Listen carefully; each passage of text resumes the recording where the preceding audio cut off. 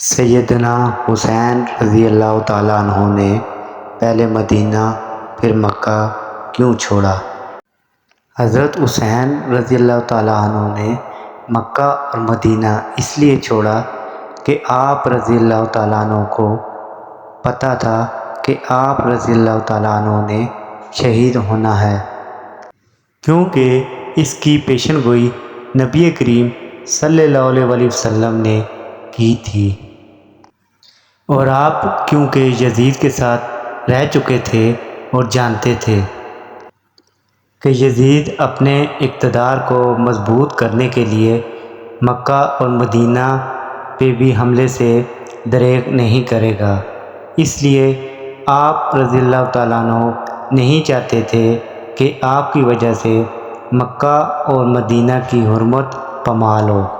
یہ سیدنا حضرت حسین رضی اللہ تعالیٰ عنہ کی کمال کی فراست تھی، جو بعد میں